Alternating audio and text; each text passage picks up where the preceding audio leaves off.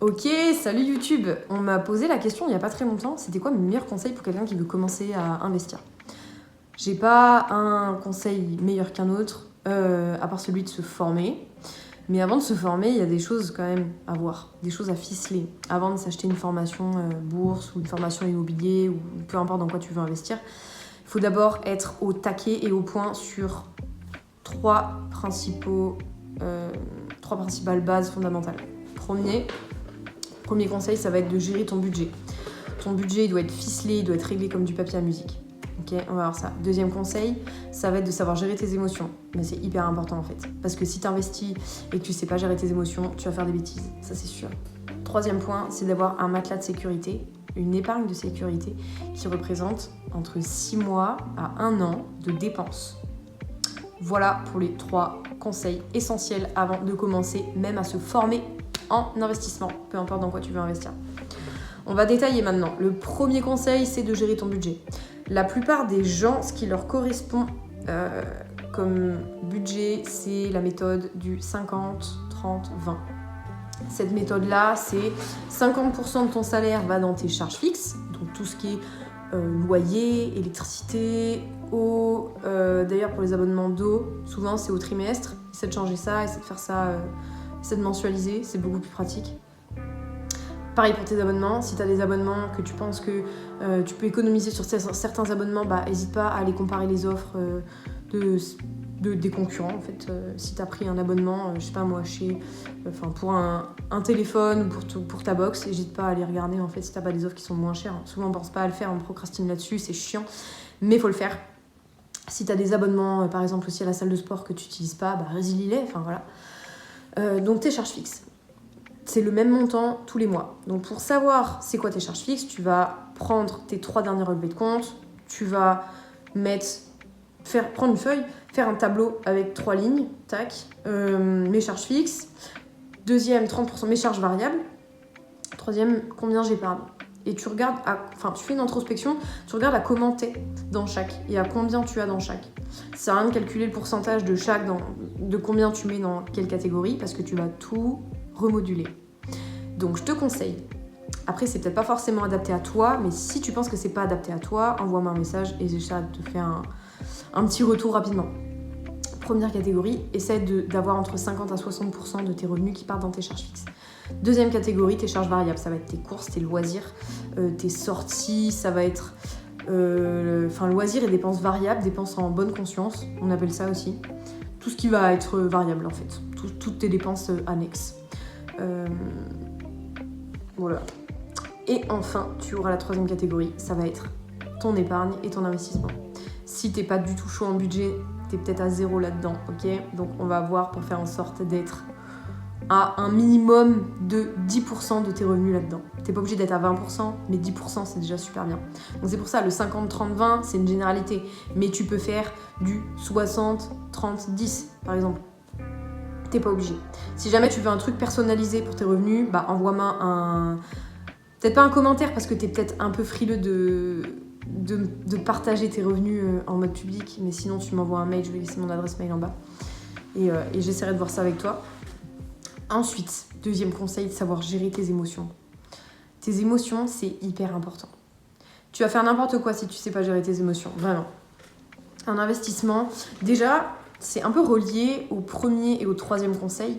Si t'as pas de matelas de sécurité, tu vas sortir des sous de tes investissements parce que ça baisse. Tu vois. C'est pour ça que c'est important de se former aussi et de savoir comment ça fonctionne. En fait, pour moi, l'investissement, c'est pas de faire du trading, c'est pas de sortir à temps, c'est pas de rentrer à temps, etc. C'est bien, il y en a qui vont t'apprendre à faire ça, mais pour moi, c'est pas ce que j'appelle de l'investissement. Pour moi, c'est un métier à temps plein, en fait. Pour moi, l'investissement, c'est un truc totalement passif, t'as même pas besoin d'y penser. Moi, j'y passe 5 minutes par mois, à mes investissements, pas plus. Vraiment, je fais mes petits investissements, je sais dans quoi je mets tous les mois, et j'y passe pas plus de 5 minutes, clairement. Donc savoir gérer tes émotions, il y a des petites astuces pour ça, clairement. Même tes peurs d'investir, tu peux vraiment gérer ça, tes peurs de perdre. Et si tu veux qu'on voit ça un peu plus en détail, j'aurai pas le temps dans cette vidéo parce que j'essaie de la faire au maximum courte pour pas vous perdre, parce que je déteste les vidéos trop longues, donc je vais pas en faire les trop longues. Donc on va passer au troisième point. mettre de côté. C'est pour ça que quand tu gères ton budget, quand tu fais ton budget, c'est important d'avoir cette troisième catégorie où tu épargnes. Et surtout, pour créer ce matelas de sécurité, cette sécurité, enfin, comment je voulais dire ça tout à l'heure, comment je l'ai dit tout à l'heure, cette épargne de sécurité, il faut que tu te payes en premier. Il faut que tu te payes en premier, c'est-à-dire que dès que tu reçois ton salaire, tu te programmes un virement automatique vers ton livret A directement, ou ton LEP d'ailleurs. Le LEP, c'est intéressant si tu as des revenus pas très très élevés. Demande à ta banque si tu n'en as pas déjà un, si tu es éligible au LEP, et tu as des taux qui sont bien meilleurs en fait que le livret A, même si c'est beaucoup moins bien que les investissements. Pour avoir une épargne de sécurité directement disponible, c'est l'idéal, moi j'ai ça. Ensuite, c'est important pour te faire cette épargne de sécurité-là, de se payer en premier.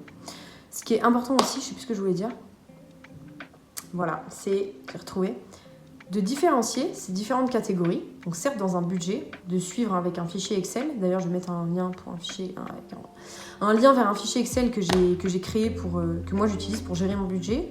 Je vais te mettre le lien d'un fichier vierge que j'ai créé en bas, que tu peux télécharger.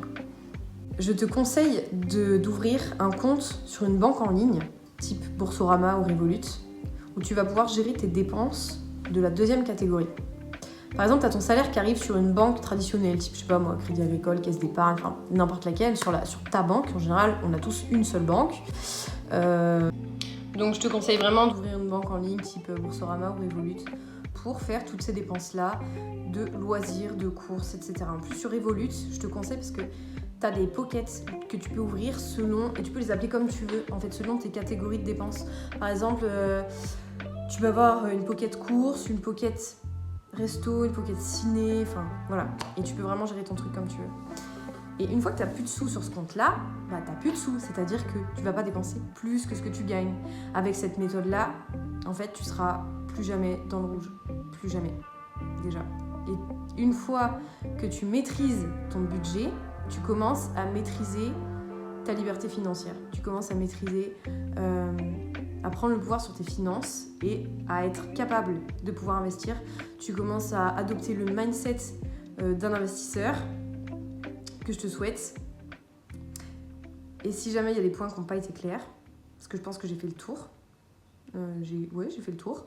Si jamais il y a des points que tu voudrais que je développe plus, tu me le dis en commentaire. Si jamais tu as envie d'avoir un petit conseil personnalisé sur ton cas ou quoi que ce soit, envoie-moi un mail, envoie-moi même un commentaire, quoi que ce soit, et puis j'essaierai de te répondre au plus vite.